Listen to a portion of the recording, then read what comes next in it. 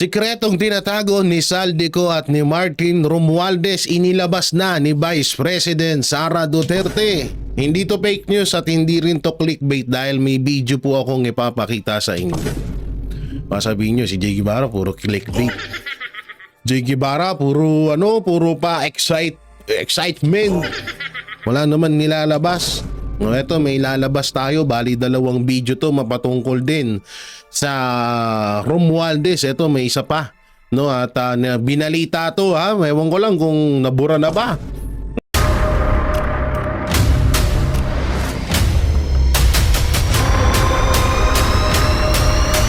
Bago tayo mag-umpisa, baka pwede nyong i-like ang video na to. Malaking bagay ang like sa aming mga content creators. Maraming salamat po.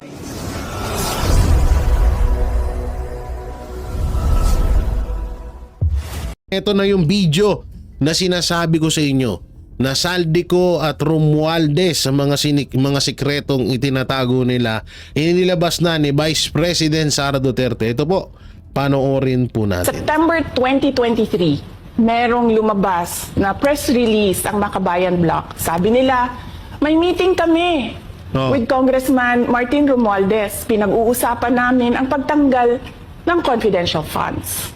September yon. Pagkatapos noon, nagkwento sa akin ng isang congressman. Sabi niya, lumapit daw sa kanya si Congressman Ko at sinabihan siya na tatanggalin namin ang confidential funds ni Inday Sara. Hindi ba siya magagalit? Ang sagot naman sa kanya nung kaibigan ko na congressman, alam mo, si Inday Sara, walang pakialam sa pera yan. Magtatrabaho yan kahit anong budget. Alam niya yan. Dahil alam din yan, limitado ang pera ng gobyerno. Kaya magtatrabaho yan. Trabaho lang ang gusto niyan.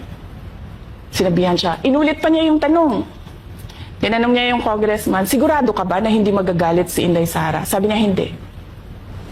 Kaya kung makita ninyo, doon sa budget hearing ng Office of the Vice President, ay dinefend namin ng maayos kung paano gagamitin ang confidential funds. Napapabilis ang trabaho, napapadali ang trabaho dahil nakatarget yung mga proyekto. Pero pagkatapos nung plenary namin sa House, ay kaagad na lumabas, di ba? Walang 2 oras lumabas ang statement ni Congressman Zaldico. Ano sabi niya? Unanimous decision ng party leaders under the leadership of Congressman Martin Romualdez, tatanggalin namin ang confidential funds. At para hindi halata na inaatake nila ako, ay tinanggalan din nila yung mga iba pang mga departments. So kung maalala nyo, ayan po yung ayan po yung kasagsagan ng about sa confidential fund. No? So ang ginawa nga dyan, siguro mga nasa 5 ata. Basta may mga tinanggalan din pero ibinalik naman kalaunan. So para hindi nga naman magmukhang binabanatan nila si Vice President Sara Duterte, ganun yung strategy na ginawa nila. So sa madaling salita, talagang etong si Saldico at Romualdez ang nasusunod mapatungkol sa mga budget dito sa Pilipinas. So tuloy pa natin. Ng kanilang confidential funds. So nakikita nyo, bumulong ang Makabayan Bloc kay Martin Romualdez. At dahil sa kagustuhan ni Martin Romualdez na hindi siya atakihin at dahil sa gusto niyang suportahan ang Makabayan at ang NPA, nakinig siya. Yan ang masaklap dyan. Boom! Yon guys, magandang araw sa inyo. It's me again, Boy Sardinas, isa sa membro ng Banateros Vloggers. So ayan mga babayan ha, kita nyo, preview pa lang ha. Sabi ni Tol Jay Guevara, hindi to clickbait, hindi to fake news. Okay, itong si Saldico at si Tambaloslos, ayan, nilabas na yung kaingat-ingatan na sikreto ni Tambaloslos, no? Ayan, si BP Sara ay nagsalita na mga babayan. Kita nyo naman sa preview ha. O ayan ha, kitang-kita nyo naman. At kung hindi mo na mapapanood yung full video, at least napanood mo na yung preview. Yan ang pinakamalupit. Kasabihin ko pa sa'yo, yung buong laman ng video, baka nagmamadali ka at ayaw mo nang panoorin ng full video. Okay, sige. Okay. Ngayon mga babayan, ito nga si BP Sara ay talagang hindi na nakapagtiis. Yung pala mga confidential fund na yan, no, ito pa lang si Tamba at si Saldico, talagang pinag-iinitan na dati pa si BP Sara. So kayo na mag-analyze dyan mga babayan kung ano ba yan. Kaso hindi pa yan na buong full video kasi preview pa lang yan, konti lang yon, kaya obligado ka manonood, no? Then subscribe nyo rin si Tol J. Guevara mga babayan. Okay, saka dito rin mga babayan ha, iaano ko rin sa inyo yung mga naglalabas ng AI. Ito si Michael B. damay sa AI at ay talaga namang hindi naman siya talaga nag-endorso ng isang produkto, no? Nako, grabe, ibang klase na ngayon ang social media, no? Yung mga gumagawa ng mga page, okay, na scam na tayo niyan, kaya nagbigay ako ng alarma mga babayan sa aking page, no? At ganun din dito sa YouTube. Pag nakakapanood kayo sa inyong mga Facebook na mga naglalabas ng mga produkto, nakita nyo mga artista, mga doktor, ang mga naghasalita, wag po kayo basta-basta maniniwala kasi AI yan. Nako, sino ba gumawa ng AI na yan? Kaya ngayon mga babayan, marami na silang nai-scam. Pati yung mga nagra-rapol sa Facebook, meron silang page na pag tumaya ka sa kanila, mananalo ka ng sasakyan. Nadali na ako niyan. Kunyari tumaya ako, syempre ano lang 200 pesos, nanalo na daw ako ng ganitong sasakyan, napakaganda. Tapos doon hinihingan ako ng pera, tapos maya-maya binablock na ako. Noon pa anong pala? Hinihingan pa ako 7,000 para di-deliver daw yung sakyan. O yan, alarm natin yan ha. Huwag ho kayo maniniwala sa mga hinayupak at mga damonyong mga scammer. Marami na pong scammer ngayon sa bansang Pilipinas. Nagkalat po sa Facebook na yan. Dapat po ay tinututukan po ng Kongreso. Okay? Kasi po mga babayan, pati yung mga artista, doktor, nadadamay po na nagiging free yung kanilang advertisement saka produkto na nilalabas po ng mga may Facebook page na ginagamit po sa social media. Mga hinayupak to, mga ano to mga scammer, mga sindikato. Kaya mga babayan, mag-iingat ho kayo. Huwag ho kayo basta-basta click ng click sa mga napapanood nyo sa social media mga babayan ha. Malinaw po yan para medyo safe po tayo at hindi masasayang po yung ating mga pera. O ganito mga babayan, hindi ko nahahabaan yung aking paliwanag kasi mahaba naman din tong video na to. At si Tol J na bahala ang magpaliwanag. At least nakita nyo yung preview. Magandang balita na yan kung hindi mo na kayang panoorin yung full video. Pero alam ko naman, isa kang Martes at sumusuporta sa aming mga DDS, kaya panoorin mo yan. Pati yung tawag dito, yung ads, okay? So, kita nyo, iba naman yung ating ambience. So, ayan mga babayan, dito tayo sa may rooftop. At doon sa isang kubo kasi umuulan, di ako makatawid. So, dito na ako nag-vlog. So, ipakita ko naman sa inyo ang ganda ng nature dito sa lugar ni Boy. Ayan, oh. Alright. At mga babayan, katabi ko lang yung dam na pinagawa ni Tatay Digong nung bago siya bumaba. Yung dam, pinakamalaking dam sa buong Pilipinas na ito ang magpapaginhawa sa atin pag ito po ay natapos na tinutuloy po ni BBM. Okay, tinutuloy po ni BBM to. So, sana wag maubos yung budget dyan para matuloy to at magkaroon tayo ng murang kuryente at murang tubig. Ito yung sinasabi ni Kong Marcoleta, sabi ko sa inyo mga kababayan. Kaso, pag bumaba na si BBM, hindi pa rin to tapos. Okay, kasi matagal-tagal pa po itong gagawin. Nasa 6 to 7 years pa. So si BBM 3 taon na lang, papalit na si Sara. O yun, tapos na kay Sara to. Kay BP Sara. Yun na. Kaya sa darating na 2028 dapat manalo si BP Sara para talagang ma-pursue na talaga niya itong dam na to para magamit na ng mga tao, ng mga pamilya na makikinabang sa dam na ito ay si Tatay Digong ang number 1 na pumirma nito bago siya bumaba. O diba, lupit. O pakita mo muna yan boy bago tayo magsimula ng video. Alright mga babayan, o yan doon sa kabila na yun doon, andun yung dam. Nakita nyo naman, nagpalipad ako ng drone.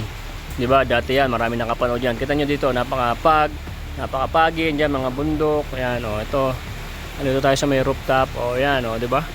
Napakaganda dito sa, sa kabundukan. Ito yung masarap, lalo pag meron na tayong edad. O, diba?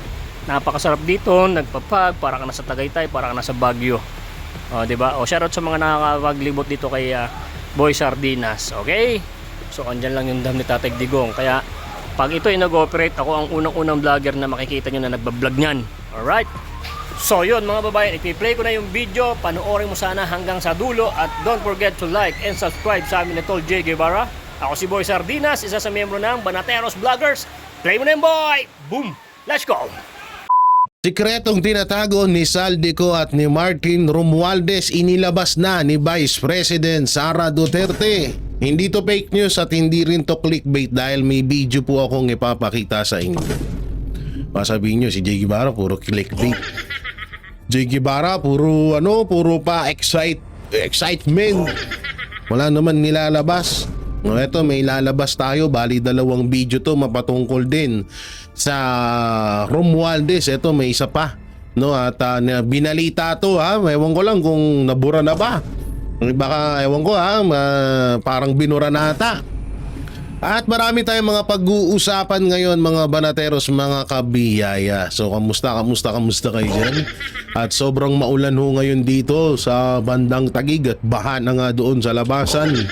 Hindi ko alam kung makakapasok pa ako sa Isiminay o magsusum na lang ako.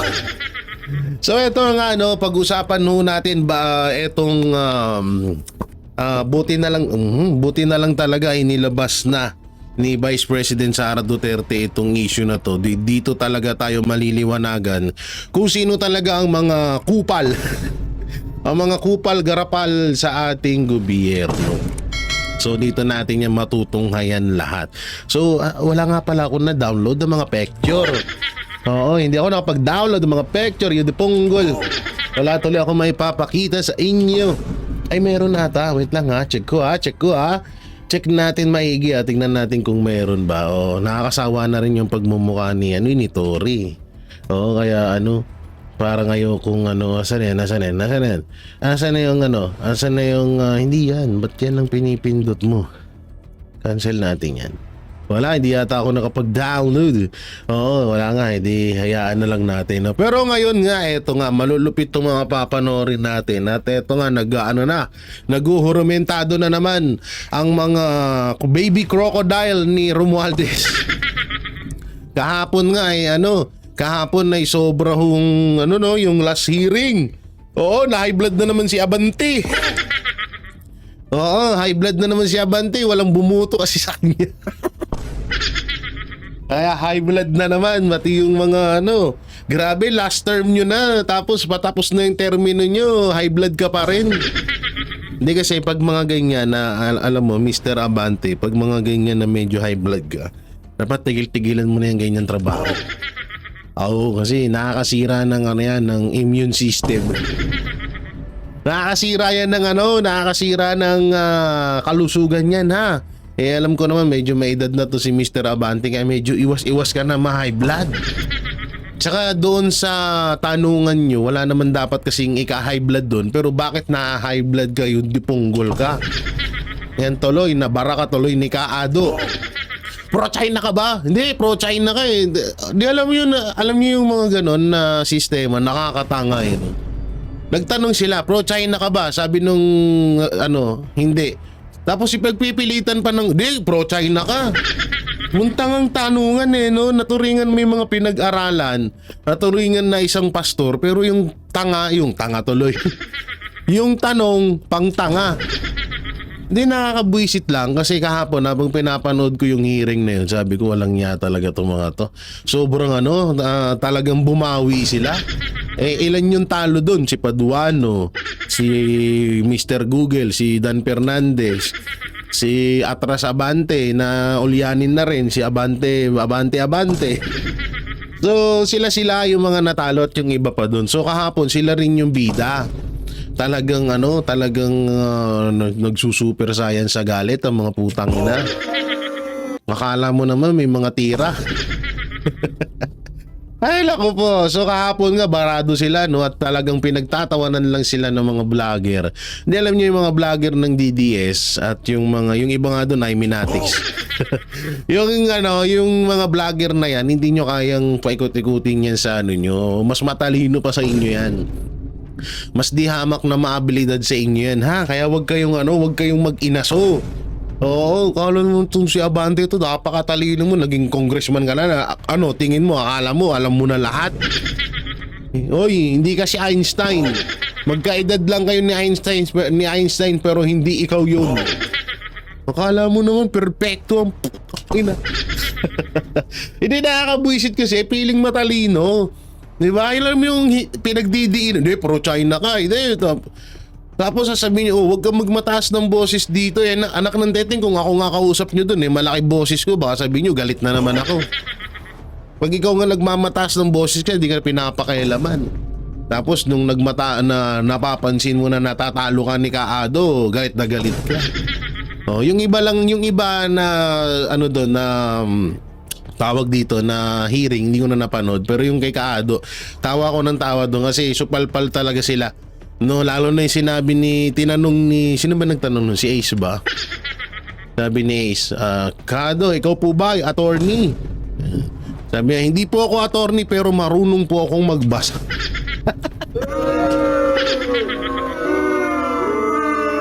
So, alam naman na natin kung sino po yung pinaparinggan ni Kaado daw na marunong magbasa. Di totoo naman kahit di naman ako, hindi ako attorney, pero marunong akong magbasa.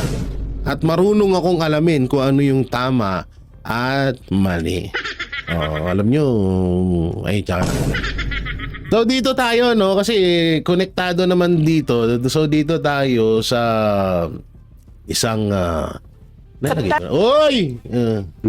Oy! Oy! Hindi yan. Dito muna tayo.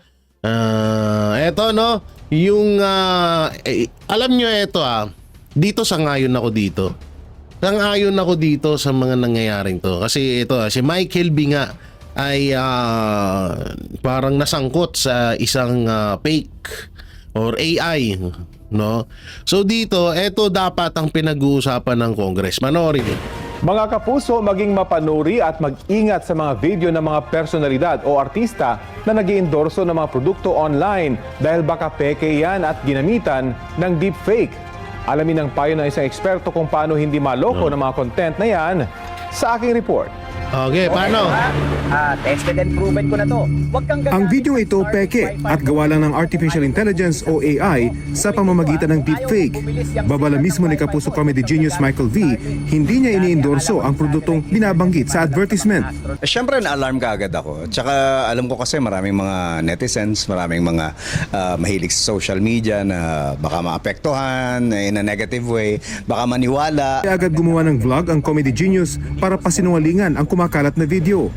Inireport na rin daw niya ang nag-post at blinak ito sa kanyang mga social media pages. Titignan natin kung ano ang gagawin niya kasi pagka persistent siya, pagka gumawa pa siya ng aksyon at inulit niya, mukhang gagawa na namin ng legal action.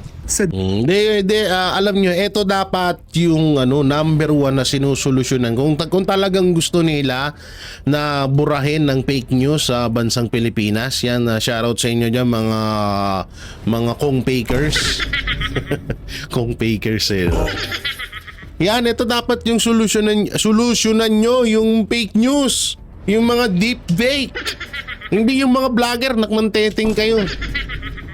Oo, ang hirap siya. Ito dapat solusyonan nyo kung paano mawala to kasi maraming purpose na pwedeng mapagkunan or maanuhan nitong mga ganito, yung AI. Pwedeng makahikayat na magshabu, makahikayat na magsugal, makahikayat na bumili ng mga product na yun. Paano kung yung product na yun makakasama sa kalusugan? So, yun pa, yung mga balita na yung mga katulad niyan, si Jinggoy, 'di ba? May mga ganun na parang lumalabas na totoo na pumapabor sa impeachment. May mga ganun, 'di ba? So, yan dapat ang unang sinusolusyonan. Kung talagang gusto nyo na mawala ang fake news. Kaso, ang pinagtataka ko lang, ayaw ng Congress ng fake news pero kadalasan sila ang nagpe-fake news. Yun ang pinagtataka ko.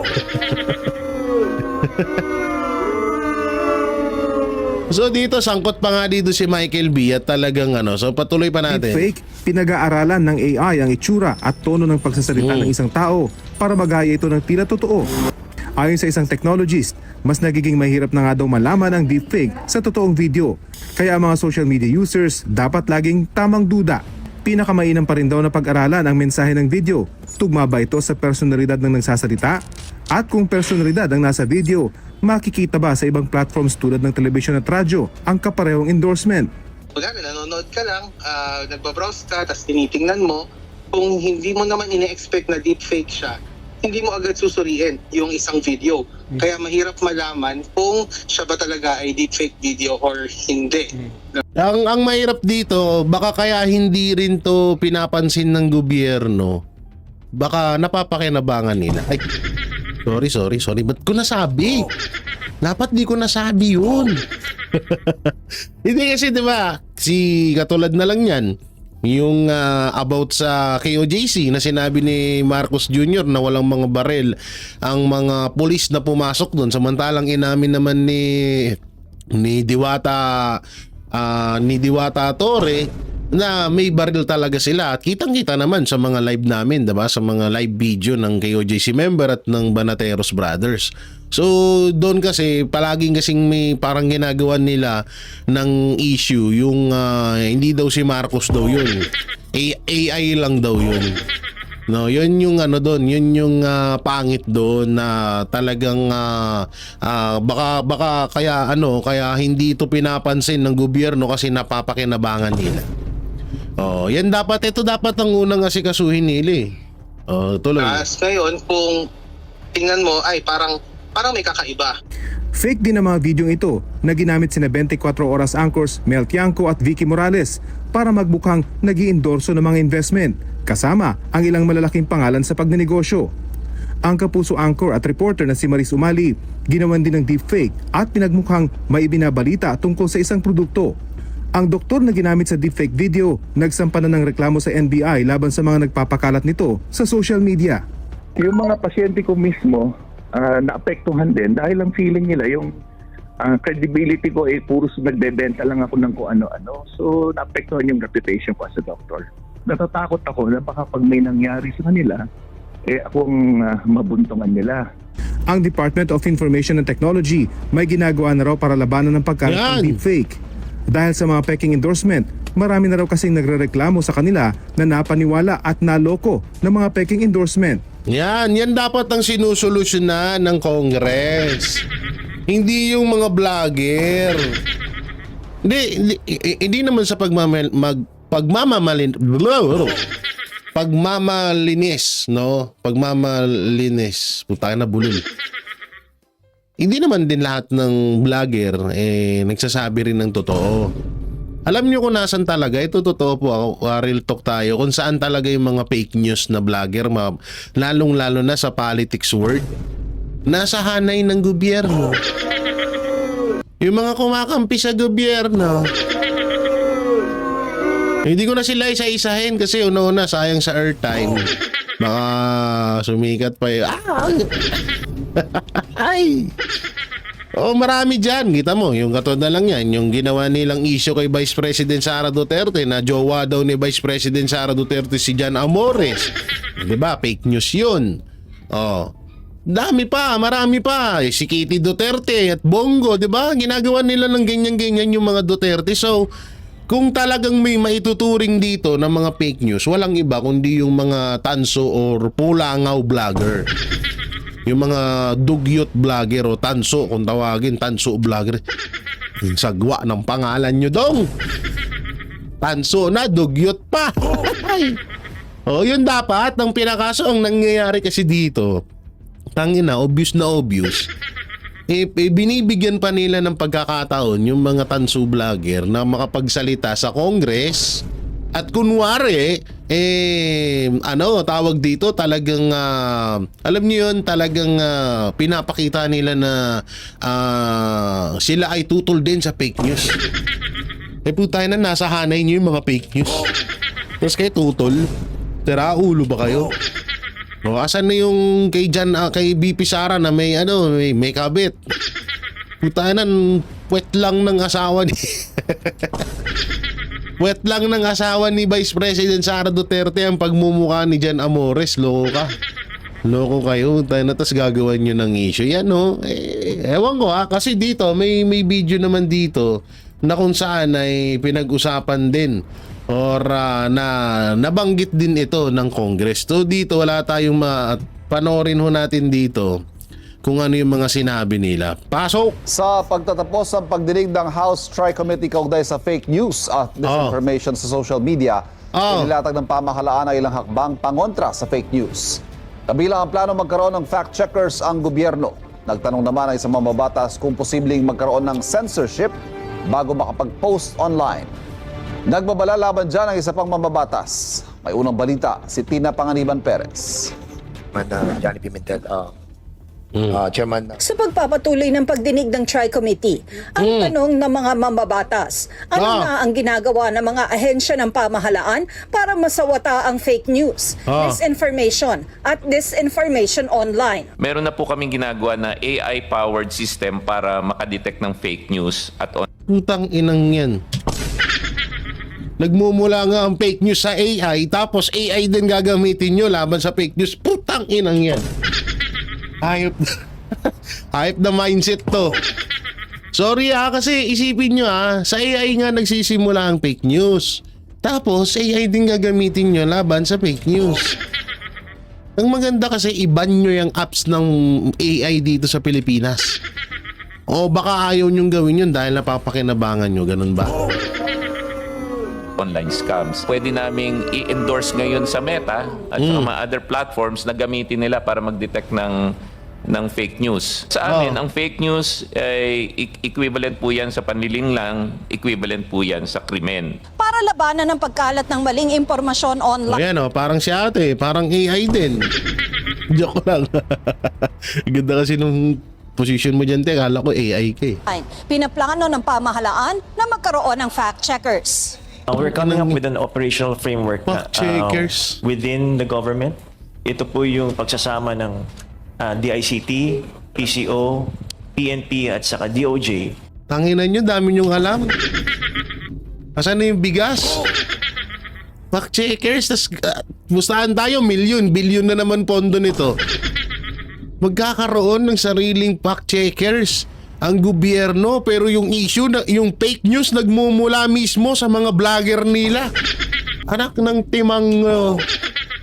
Hindi, totoo naman ewan ko lang kasi syempre obvious naman na talagang kinakampihan nila yung mga vlogger na pulangaw kasi nga sumusuporta ka nga naman, so hindi naman nila nakikita yung mga fake news na yon. So eto, isa na naman tong palabas para na naman mapatungkol dito sa fake news. Baka sabihin nyo AI din ako. Hindi ako AI, gwapo lang talaga ako. Ay sorry. Hello? So dito, anak ng teteng, ewan ko bro, ako tutol ako, AI yung gagamitin mo sa laban sa AI. Tapos magkakaroon ng fact-checkers ang sariling gobyerno. Ang tanong, yung fact-checkers na yon neutral ba? Yun yung pinakatanong doon. Yun ba? Yan ba? Neutral? Pangkalahatan ba yan? Kasi baka mamaya nakadepende na naman yan sa mga DDS vlogger. Putay na tapon nyo yan. Mahirap yung ganyan. Katulad na lang itong Congress na to. Itong Tuadcom. Nakadepende lang sila sa mga Duterte vloggers. Pero yung mga Marcos or Romualdez na mga vloggers, na mga dilawang tae, yung mga pulangaw, hindi nila pinapatawag sa Congress, hindi nga nila sinisilip yung mga vlog nun. 'Di ba? Nakesyo may kabit, may ganito ganyan, may ganito yung yung autopsy daw doon sa Amerika, nasa kanya na. Puta na silo ka. Wala kang pera kaya ka nag-vlog, hayop ka. Tapos yung autopsy nasa iyo, yun di punggol. Haslo ba? So ganyan ang nangyayari. Baka ganito din ang mangyari. Na itong Tuadcom ay nasa one side lang ng mga Marcos, hindi sila neutral, no? Talagang ang pinupuntirya lang nila at ang pinag-iinitan lang nila yung mga Duterte vloggers. Baka ganyan din yung fact-checker nyo. Malamang sa malamang, Jay Guevara, ano pa ba aasahan mo? Tanga ka ba? Sorry naman. Sorry. Hindi sa bagay, may punto. Talagang yun na talaga asahan natin. Ano pa ba? Parang pagtulungan po kasi kailangan may enforcement, kailangan yung pag-flag down, kailangan yung coordination with the platforms. pero tila mas higit pa riyan ang hinahanap ni Surigao del Norte Representative Robert Ace Barbers. Oh, ano yun? Would it be possible that there could be some system of prior censorship before a content is posted online? As long as it will not violate any law. No, kung ganon, maybe we can closely coordinate with the social media platforms and ask them to do the same. The answer po is yes. In our conversation yesterday, malinaw yung kwento sa amin ni Google on how YouTube checks yung mga text. Pagka may mga salita doon na talagang bawal, ginagamit po nila yan for illegal gambling and pornography. Mababasa po yun. Tapos tinatanggal na nila lahat. Yan na, narinig nyo doon na illegal gambling. Isa pa yan. Isa pa yan sa dapat tutukan ng gobyerno, yung mga sugal na yan. So may mga sugal na hindi illegal. Pero lahat ng sugal mali yan. Kasi katulad na lang yan, yung mga sabong-sabong, yung nagbabayad sa gobyerno. Hindi ko alam, yung mga nagbabayad na may mga sugal na katulad ng yung Pigo. Diba? Tinanggal yung Pogo, pinag-initan yung Pogo, pinalitan ng Pigo. Philippine National Sweepstake, hindi. Iba yan. So yun nga, no, yung mga sugal, lahat yan mali yan at nakakasama yan para sa atin. Alam nyo ako nga sa totosin ko ako'y gahaman lang sa pera. Kung ako ay mukhang pera lang talaga. Pero mo, ini-invite ako ng 2 or 3 ata na isang site na i-promote ko lang sa vlog ko yung kanilang sugal at meron akong tumataginting na 30,000 sa kada buwan. Diyan sa diyan sa dito sa YouTube tsaka sa Facebook kung mag-upload ako. Wala naman akong page sa pero susunod gagawa tayong page sa Facebook tsaka sa TikTok. So yun nga maraming nag-aalok ng ganyan. Gusto kong kung gahaman nga ako sa pera, ginawa ko na yan. Kaso hindi ko kasi malunok. Kaya nga kami nandito para ayusin ng Pilipinas, tapos kami din ang magsusulong ng mga sugal-sugal na yan. Di wag na lang ako mag-vlog. So yan dapat ang isa sa mga inaatupag ng Quadcom, hindi yung puro vlogger na lang. Tanganan, lipa na yung mga vlogger na nagpo-promote ng mga sugal. Diba? Yung ibang vlogger na mas kesyo nanalo daw siya ng 250k, 200 million daw. Pero yun mas mayaman pa sa inyo yung mga vlogger, Congress. Diba? So yun dapat yun inaatupag nyo rin yun, inaasikaso nyo yun. Hindi yung eto na lang kapag ang AI at ang sugal mawala sa Pilipinas, malaking ginhawa ho yun. Malaking tulong po yun sa bansa natin. Pero etong mga vlogger ng Duterte vlogger, kapag ito ay napakulong nyo lahat, anong impact sa Pilipinas? Wala. Unang-una mawawalan ng totoong tigapaghatid ng balita ang mga Pilipino. Yung ibang mainstream media ngayon na may mga tapal ng milyones sa mga pagmumukha nila. Depende, labas po dyan ng SMNI. Buti na lang talaga merong SMNI na kahit walang prangkisa, na tinanggalan ng prangkisa ni Marcos Jr. ay patuloy pa rin sa paghahatid ng totoong balita. At syempre ang Banateros Brothers dito sa mga channel namin, at yan, nadagdagan na rin kami. Meron ng Birada Aguila, no? At yung iba pang mga vloggers na mga sumusuporta sa mga Duterte. So marami na. So kaya niyang mga yan ay yung gustong gipitin ng gobyerno. Samantalang yung totoong issue, yung totoong problema, ayaw nilang pansinin. Katulad ng sugal at yung AI na yan. Ewan ko lang kung napapakinabangan din kasi. Sa malinaw po, TikTok meron din pong ganon. Si Meta po meron din pong mekanismo. Siguro ang tanong dyan is, meron silang tool. Masusi ba yung pag-a-apply nila ng tool? If they cannot have self-regulation, it must be this government, this administration, tayo mag-regulate sa kanila. And that is why, Mr. Chair, I think we should really study I don't know if it is possible that we should require this Meta to get a franchise from Congress for them to operate here. Wala ang neta sa pagdinig, pero nang humarap noong huli Putang ina, tinuruan pa yung Met. Lalala ko dito si Franz Castro, ayun. pagdinig, sinabi nitong neutral platform sila at ang user ang responsable sa mga pinopost niya. Yun nga, yun ang mali nyo, Meta. Neutral kayo. Eh kung naging one-sided lang kayo at nakadepende kayo sa mga Marcos, goods kayo sa kanila. Yun dapat. Ganun dapat ang ginawa nyo, Meta. Dapat one-sided lang kayo. Hindi kayo neutral. Ayaw ng Quadcom, ayaw ng Administrasyong Marcos na kayo ay neutral.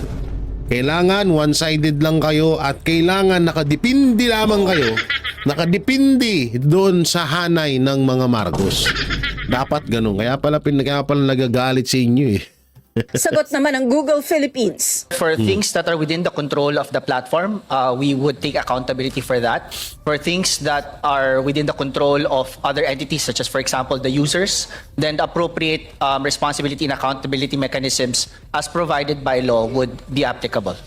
Nako, ito medyo nakakatakot dyan sa pagpatawag sa Google Philippines. Sana naman wag matuloy yung nasa utak ko.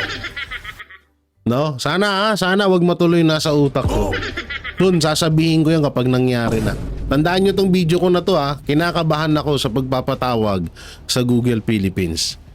Kapag nangyari yung nasa isip ko, tsaka ako sasabihin.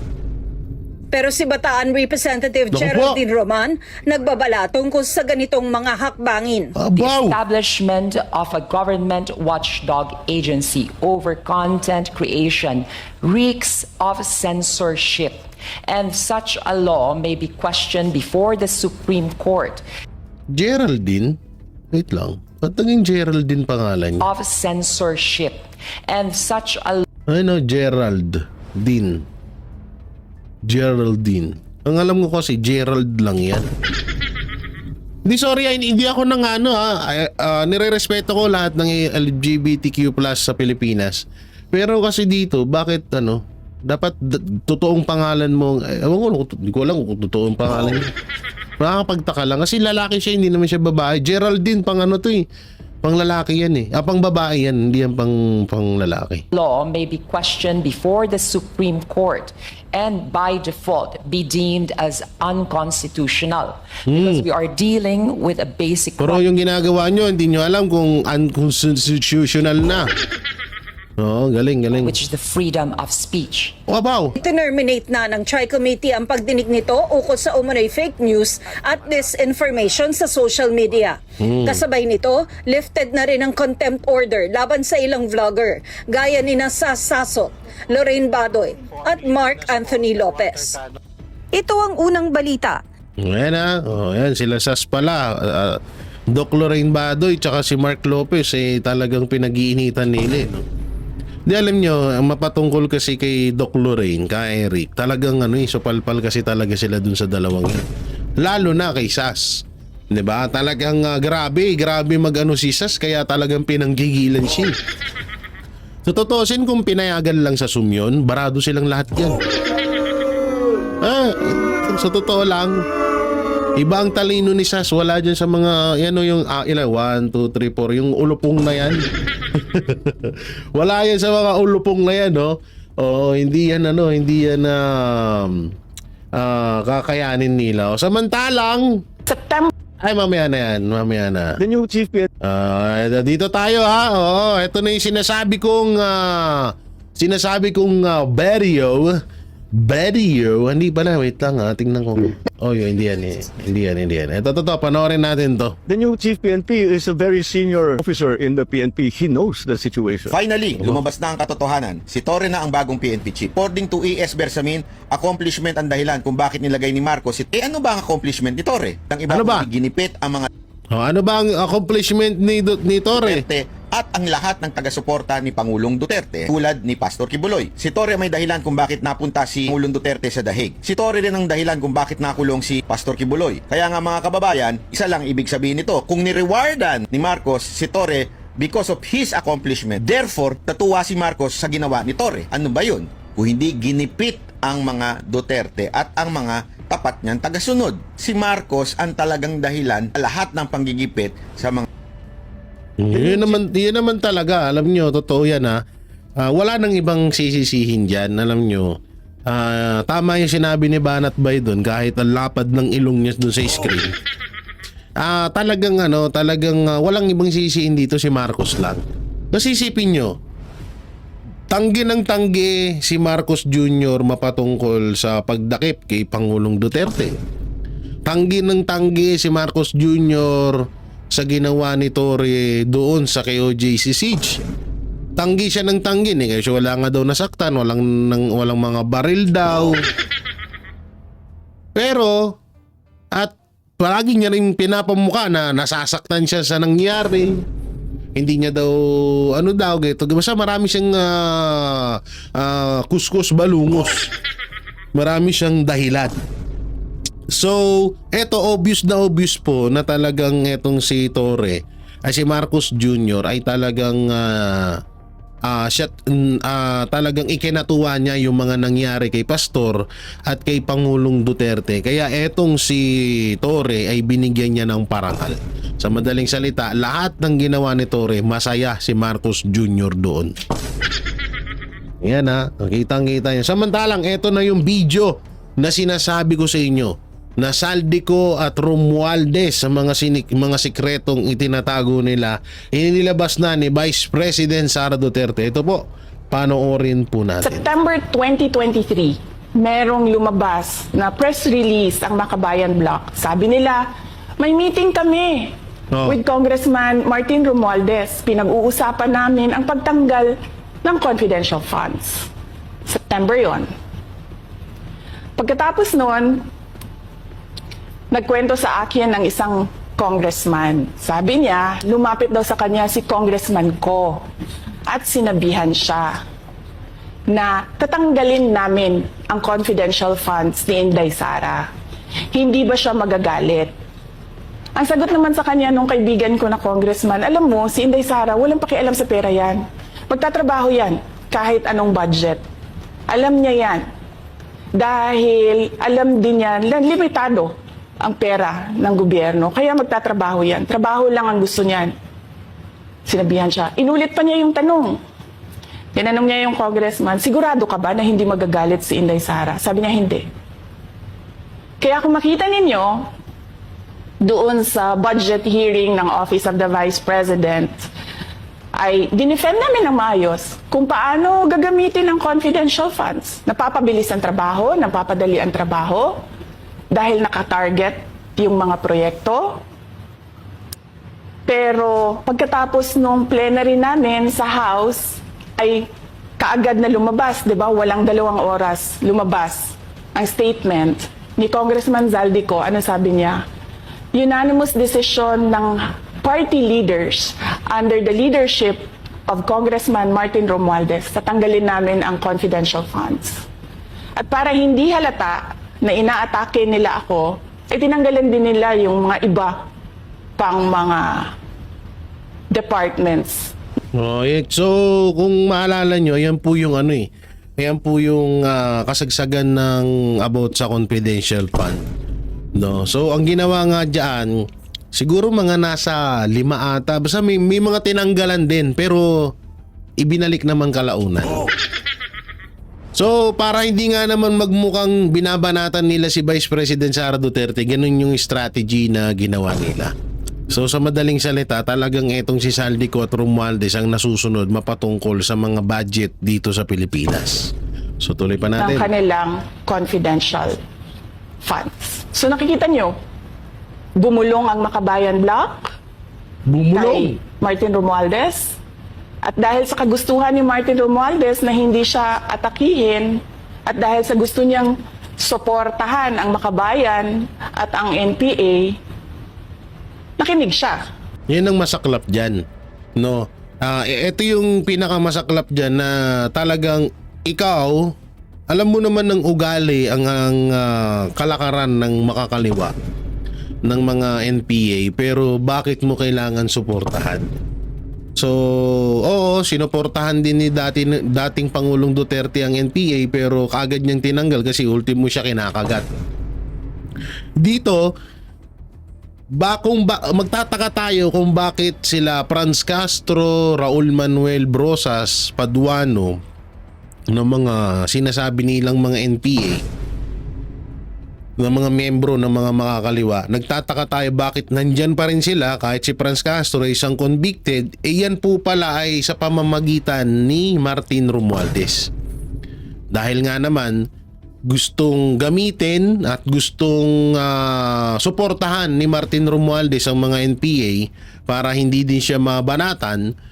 Ang ginagawa ngayon ay tinotolerate niya yung mga NPA sa gobyerno at parang gusto pa nga nilang palawakin yan dyan. So sa pamamagitan niyan ni Martin Romualdez, ayon dito sa video ni Vice President Sara Duterte. At ang ginawa niya, tanggalin yung budget.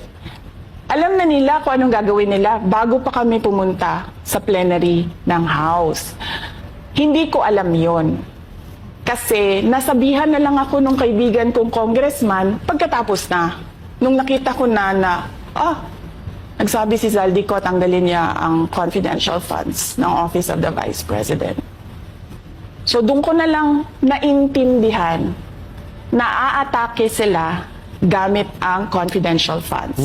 Dahil sumunod nun, October, ay merong dated na October na audit memorandum ang Commission on Audit. Tapos meron silang October 3 na audit memorandum ang Commission on Audit. So sunod-sunod yun, nakita mo. Naglabas ng press release ang Makabayan, nag-defend kami ng budget namin, nagsalita si Zaldico, lumabas ang mga AOM ng COA, September, October. Sunod-sunod. Kaya yan din yung rason. Nung nakita na namin at na-confirm namin doon sa audit memorandum ng COA na ito na yon, confirmation ng pag-atake. Kasi hindi pa kami confirm doon sa unang tanggalin namin yung confidential funds sa OVP.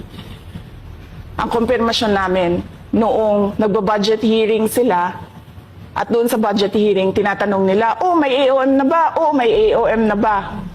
At nakita namin lumabas na. Yun yung confirmation namin na ito yung pag-atake. Kaya nung fourth quarter ng 2023, hindi na ginamit ng Office of the Vice President at ng Department of Education ang confidential funds. Kasi sabi ko sa kanila, kahit gaanong tamang gamit natin dyan. So yun naman pala, hindi na ginagamit ng Office of the Vice President yung confidential fund. Bakit yun pa rin yung ginagamit na pang tira kay Vice President Sara Duterte? Wala naman na pala, hindi na patagal na nilang hindi na ginamit yun. 'Di ba? So dapat hindi na yun Gagawan nila ng mali yan.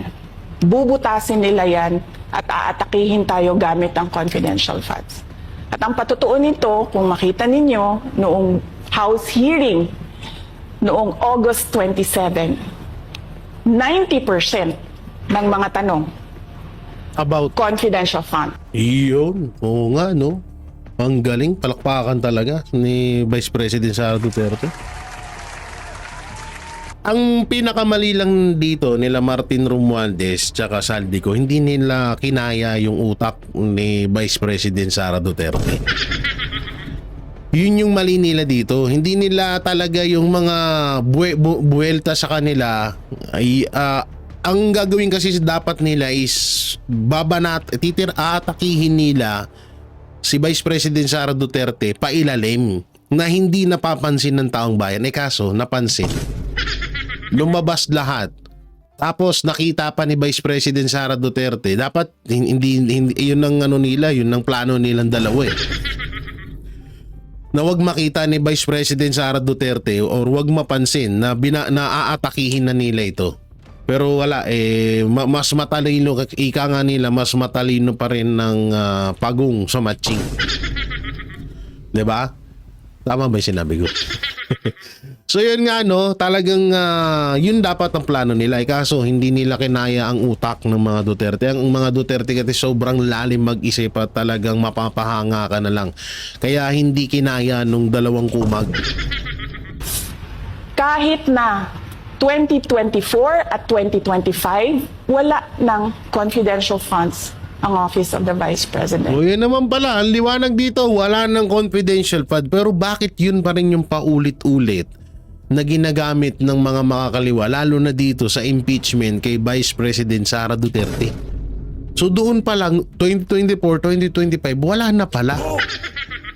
Diba? So 2023, meron pa at nakita naman kung saan pinaggamitan nun, na-explain naman ng maayos. So nung 2024, wala na yon dahil inaatake na nga sila. 2025, wala na rin. So bakit ginagamit pa rin mapahanggang ngayon? Diyan tayo nagtataka. So yan yung explanation ko, mahabang explanation ko. Bakit pa tayo mag-question and answer? Para atakihin ninyo ako? Tapos, alam naman nating lahat. Congressman Zaldico, Congressman Martin Romualdez lang ang nagdidesisyon sa budget ng bayan. Yun, yun pa yung isang nila. Akala nila walang alam si Vice President dyan. Hindi nila alam na ang mga Duterte tahimik lang sa umpisa. Nagulat sila na ba't nalaman ni Vice President Sara Duterte na silang dalawa lang ang nagdidesisyon sa budget ng Pilipinas. Ang sakit nun, no? Tana congressman, nasarap maging congressman. Tana dami. Siguro yung kwarto ni Romualdez punong-puno ng pera.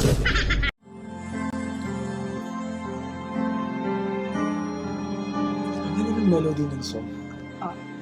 Ang bayan ko'y pinagpala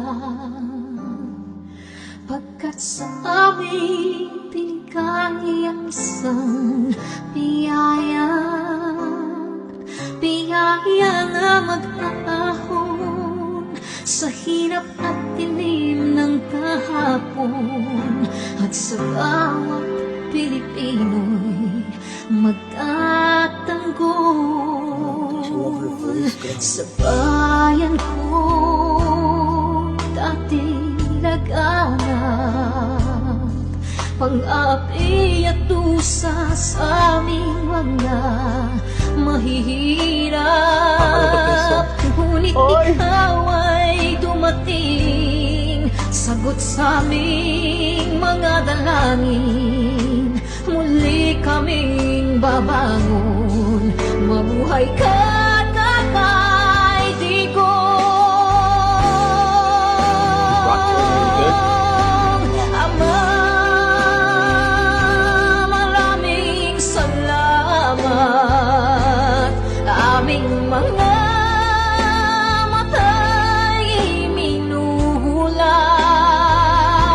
gawain ng masasamay iyong isiniwalat. Ikaw lang ang pag-asa naming lahat.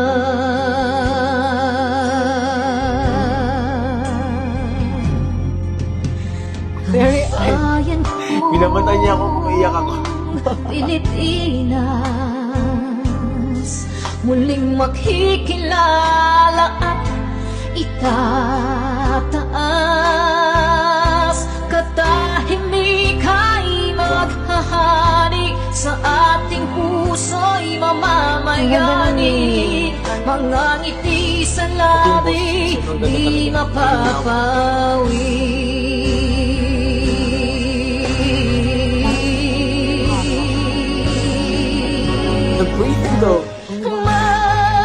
Mabuhay ka, Tatay Digong, maraming salamat.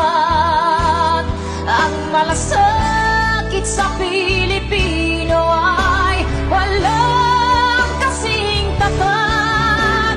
Ika'y paglalaban ng iyong mga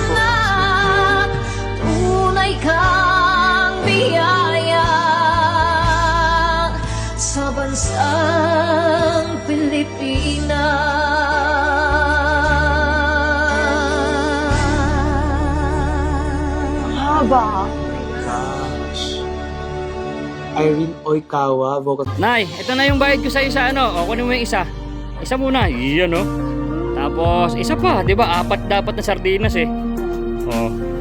O, yan. 3 na. Pang-4 na sardinas. Okay na.